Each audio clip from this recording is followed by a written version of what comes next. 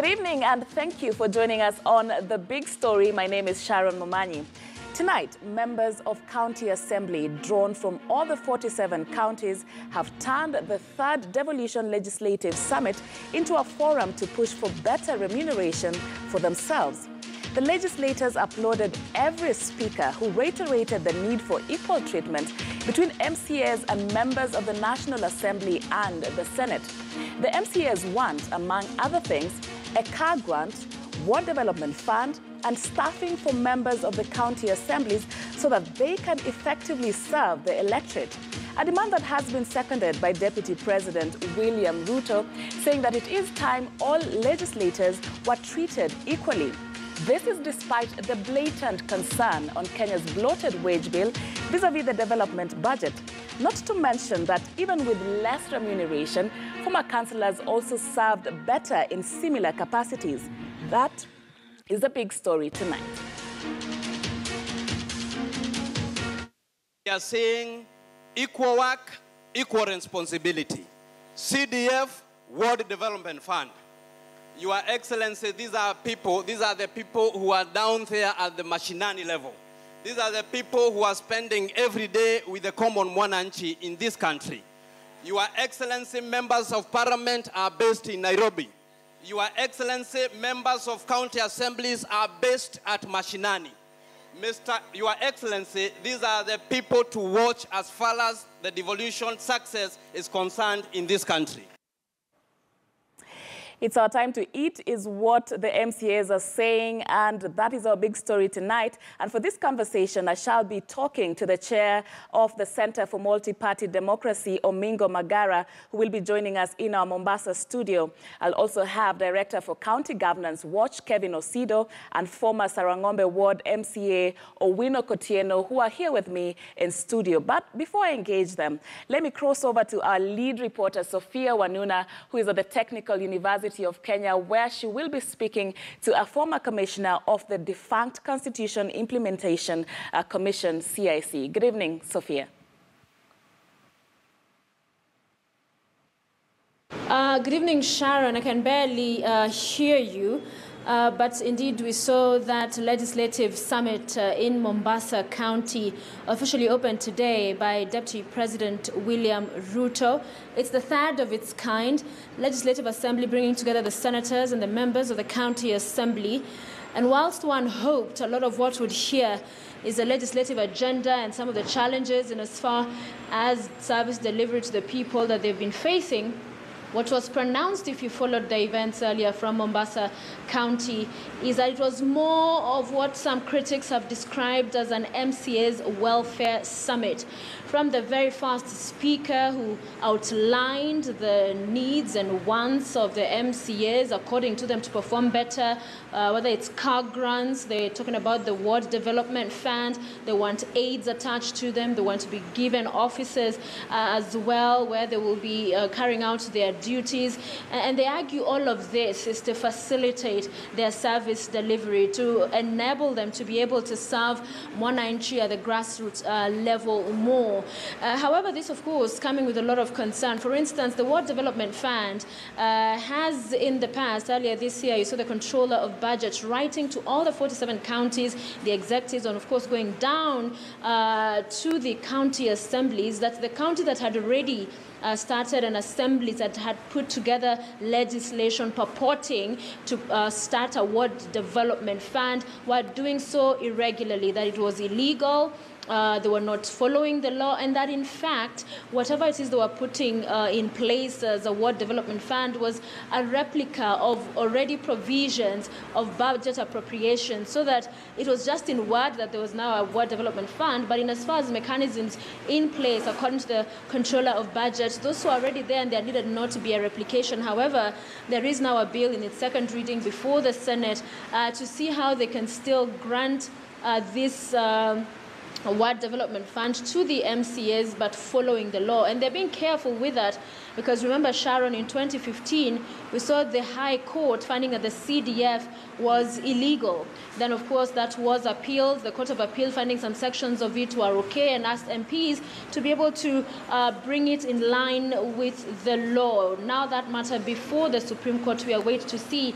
But clearly the biggest concern here is that when members of parliament, now you have the MCAs argue they need all of these perks and they need all of this funding to be able to conduct their work. Is that the case? Does one have to have a fund in order to exercise their mandate, seeing as in the County Assembly they approve budget, they approve programs, they approve policies as well, so they are in charge of how money to the counties is spent in each and every ward. And isn't that sufficient, critics have argued, to ensure they're still able to do their functions? A critical one is, for instance, the grants, the car grants that they want. As it stands now, they have the car loans fund, but now, just like MPs who got their grants and Treasury released their money earlier this year, they want grants too.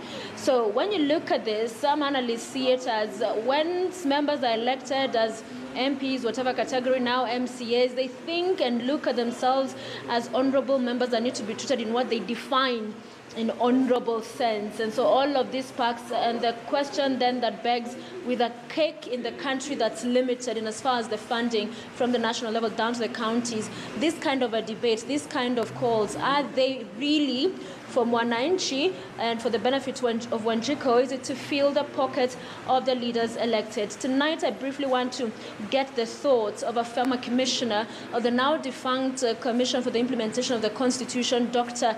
Laibuta. Thank you so much for making time for us, sir. Thank you. When you hear this kind of calls for more parks, for car grants, for office space, for aids in order to better serve Kenyans, do you buy that? Oh, no. This is a country in high seas, by the way, in a boat without a mast or a sail. And we're just waiting for the final wave to sink. Yeah. Tell me, what are the functions of the legislative houses? Is to legislate, not to carry out executive functions by undertaking all manner of transactional, heavy-duty development that they talk about, developing their wards, developing their constituencies and all that. Their business in the legislative houses is very, very simple. Legislate. We have the executive, county and national executive. What is their business? To undertake all the executive functions, including the kind of projects they are talking about. And let me ask, if we were to establish constituency development funds under legislators, ward development funds under ward representatives, who are basically overseers, who will oversee them? They want to undertake executive functions that are the executive whom they should oversee. I think we are getting it totally wrong. Yeah. And to be standing up to say we want to serve our people, then you must choose what you want to be, an executive or a legislator. What do you want to be? When we are asking for some of these things, they are clamoring about high pay, welfare of every kind, this and that. We have forgotten what the spirit of our Constitution is, what it must be. It's servant leadership, not self-seeking, seeking power and legislating what we now see as endorsement of greed, take what there is and run. Yeah. We have only 5 years to go. Right. So when we hear them talking about pension, they want this fund. You remember even the women reps, when they came into office, they're also talking about a fund. Is it, in your view, an obsession by elected leaders to have monies they control for them to be perceived to be working? And is that kind of thinking from the leaders coming from the kind of pressure they face from Wananchi demanding for money from them?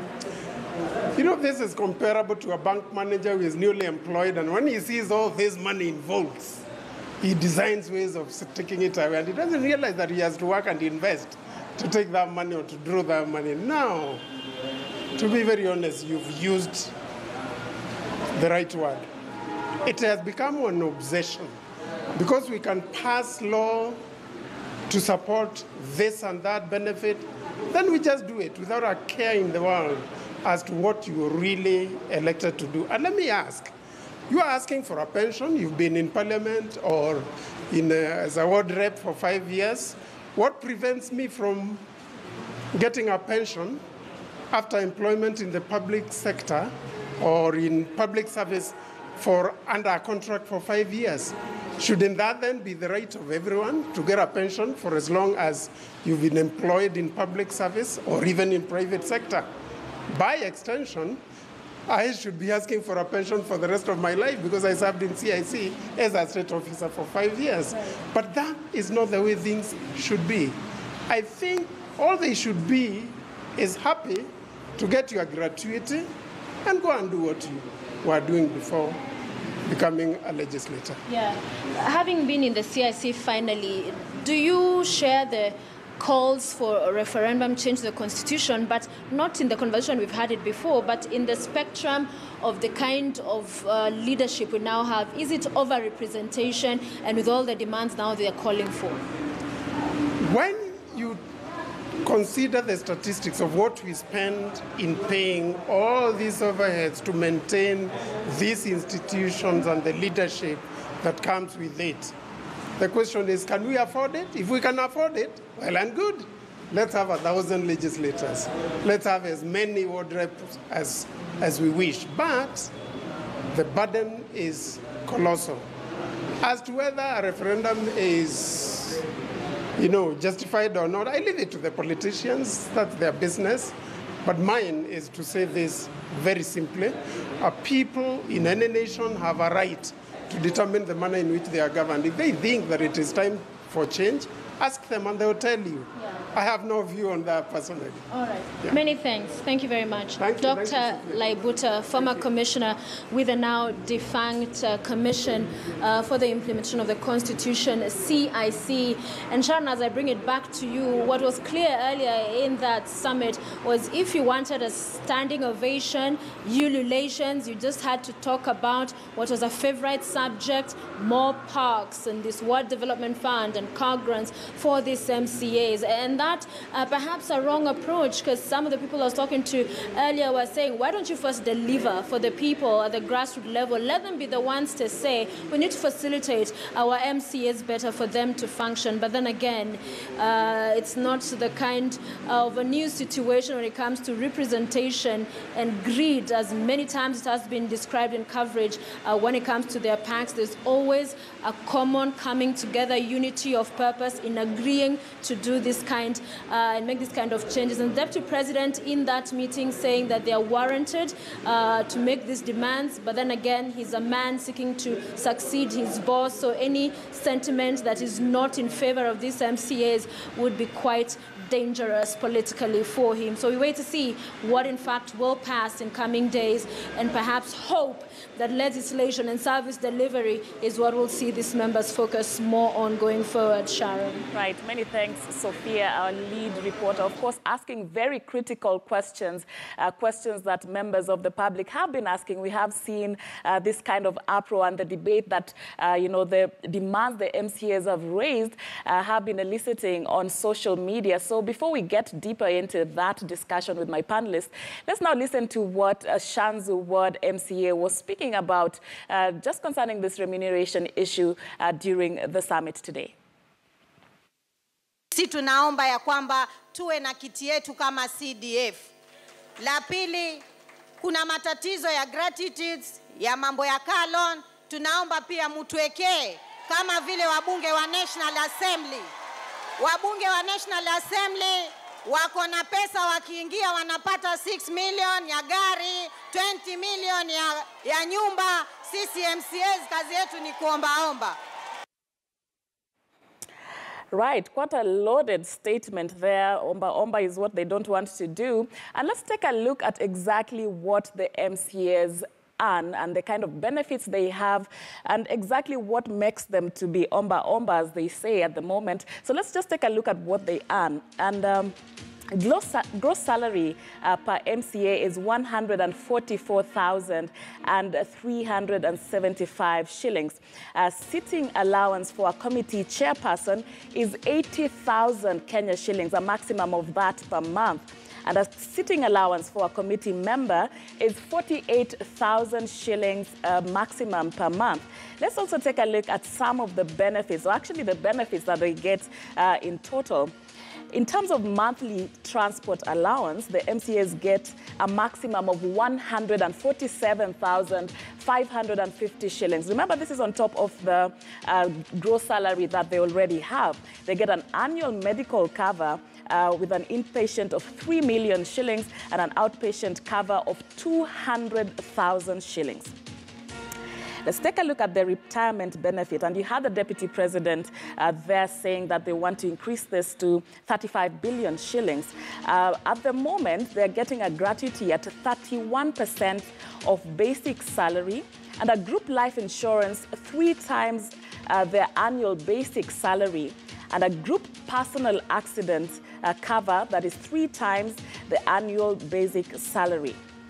Let's take a look at the other, this one which they have asked for, they're asking now for car grants, and it's something that was supported by the Deputy President. What they already have now is a car loan that goes up to 2 million shillings with a repayable at an interest of 3%. They also get a mortgage benefit of up to 3 million shillings, repayable at 3% interest, and a monthly airtime of 5,000 Kenya shillings. So this is what the MCAs are getting as we speak, before the other demands that we see them raising today. Yes, so let's get into that conversation that we will be having here in studio with my guests. And here in studio, here in Mombasa, in our Mombasa Road studios, I have Kevin Osido, who is the Director of County Governance Watch. And I also am joined by Owino Kotieno, who is a former MCA with Sarangombe Ward. And joining me from Mombasa is Omingo Magara, who is a governance consultant with Accountability Institute. Owino Kotieno is a former MCA, will be joining us later. He's on his way to studio, and it would be interesting to get this view from him regarding how necessary he feels these demands are in terms of service delivery for MCAs. But let's start with the guest I have. And I want to start with you, Mr. Magara, and today you are a moderator at the summit. What is the sense you get out of these demands that the MCAs have placed? Thank you. What I look at more specifically is not about what members of the County Assembly are being paid. In the spirit of devolution, critically what we know is the principle of devolution pronounced itself as follows. You require to have delegated power from the electorate. You need resources to do the operation of the functions, and then require the manpower and accountability to ensure that the functions empowered to you by the Constitution and the finance are therefore looked after. Now, it is not even about how much people earn. It is what contribution they must bring to society. For example, now, what they are talking about, I thought it makes sense. We do not want to treat MCAs with double standard. Members of Parliament of the CDF, Kitty, and I had meant to understand from the legal experts that the critical thing why that's being opposed is the fact that it is against the Constitution, it's against the law. But it cannot be against the law when we have other legislators also elected having the same kitty. The only thing we want to do is the kitty they are raising a concern about is for the people empowerment and development agenda. If that can be taken to grasp with the efficient, effective oversight function, then we can fly. The challenge we have is, do we then have the capacity to do oversight? That is where to be wanting. But for more resources to go to the people for development, I think is one thing we all need to approve, that it is worthwhile, and like CDF transformed lives during our time. And if that is going to happen for the benefit of the people, as long as oversight is managed and people do proper, and become accountable to the resources, I think that's the best we need to do. Right, and I want to stay with you on that because MCA's role is to do legislature and to conduct oversight. What exactly and where exactly is the gap in terms of funding and resources that would warrant this, especially the fund that they want to be introduced? I know their misery, I will tell you. And I participated in most of the functions in terms of arranging or preparing for public participation, for purpose of involving the public to give priorities on what they require. The weaknesses that we see in this system is that mostly the governors control the kitty in a bigger way. Although that's not the weakness of the governors controlling the money, the MCAs must appropriate resources sufficient to help them function. Unfortunately, limitation of resources then compromises the ability to deliver. For example, when you are working to go and do public participation, there has to be a budget for mobilization and whatever. There is no law that brings in the kitty that manages public participation. And it is in this formative stage that people must be involved to be able to pronounce themselves on the functions of the deliverables for the award. For example, prioritizing the development agenda. What do you want done first? And that is the ingredient which is paramount for any development agenda to start from the grassroots. It's not being done effectively, courtesy of the fact that they do not have resources appropriated to them. For example, you cannot do oversight if you have no means. That's why the principle of devolution breaks itself into three principles. Power devolved, resources devolved, and accountability, therefore, goes a notch higher. So if the resources are available, then you can function. And then as you function, you require, therefore, to also be accountable. The challenge we have is being, abrogating resources to yourself and be the one overseeing them. We need to develop a mechanism to separate those two, who oversees the MCA, for example. Right. And how they become accountable in terms of implementation. All right, let me bring in Mr. Osido. Are you convinced that, the MCAs don't have enough resources to conduct their mandate? They're asking for a car grant. Alone is not enough. They're asking to have aids attached to them. What do you get a sense out of? What sense are you getting out of this? Thank you so much, Sharon. And in my view, I think one of the first things that I would request is for us to be able to be honest with this discussion. And in this honesty, this request for honesty is to probably get back to asking ourselves what really is the role of a member of County Assembly. Mm-hmm. And as the other speakers have rightfully said, so I agree that it's really to be able to legislate. It's supposed to be able to represent and to exercise oversight. Mm-hmm. Two is, what lessons can we be able to learn from the very inaugural county assemblies? And by that, I mean the members of the county assemblies. And the discussion around car grants and what is happening in Mombasa right now, in my view, is not new, because this is the fourth, more or less the third legislative summit. And I was at the first legislative summit, and I remember that in a session with the then CRC chair, Madam Serem, MCAs shouted her down.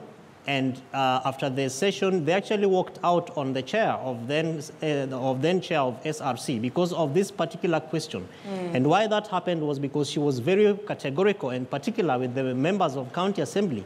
And she told them that it's not possible that we'll be able to just outrightly and politically speak around things which require a legislation or more or less a policy for this to be able to be effected. Because as the former commissioner of the gentleman that you interviewed here earlier on indicated, that really it would be much more expensive for this country if we are going to look at similarities and the benefits that members of the National Assembly are receiving vis-a-vis what the members of the county assemblies are supposed to receive. And so in my view, I am confident that, yes, we have a robust constitution that is supposed to safeguard devolution, and also supportive legislations that are supposed to also safeguard service delivery. And so the question in my view is, what would be the value add for the members of County Assembly vis-a-vis services that are supposed to be delivered to the citizens. Right. Because you note that, again, this money is going to be coming from the taxpayers who are the citizens. Can the members of County Assembly confidently contribute to service delivery in a manner that will be able to convince the citizens that indeed they need that support?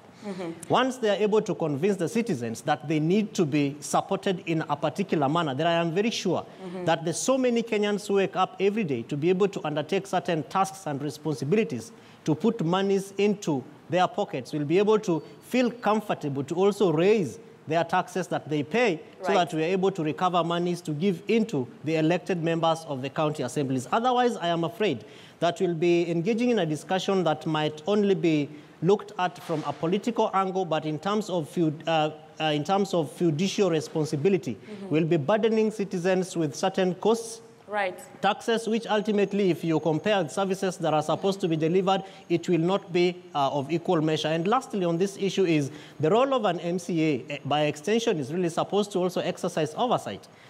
Who will oversight the MCAs when they begin to implement? Because when they're asking for instance, Ward Development Fund, is supposed to be a function which they are exercising at the Assembly, as at the point of making the budget.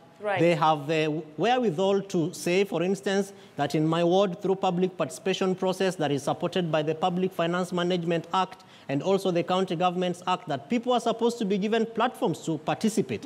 Can they therefore be able to engage the citizens within their wards to also join them in drumming support for more funding through the office of the governor, because it's really the office of the executive at the county level that is supposed to do certain implementation of projects, and not, in my view, the MCAs. So I think we'll be talking about double standards, but I also am convinced that if MCAs can be able to come out and ensure that the citizens who are the beneficiaries of services which are supposed to be oversighted by the MCAs will feel confident and comfortable with what they are seeing their MCAs doing, I don't think there will be a problem, because otherwise, as is the nature of Kenyans, we will feel burdened, we will go to the streets to demonstrate, but ultimately, the Deputy President said, if senators can be able to agree with the county assemblies through the county assemblies forum, and that a policy is able to be presented, the national government will not have a problem.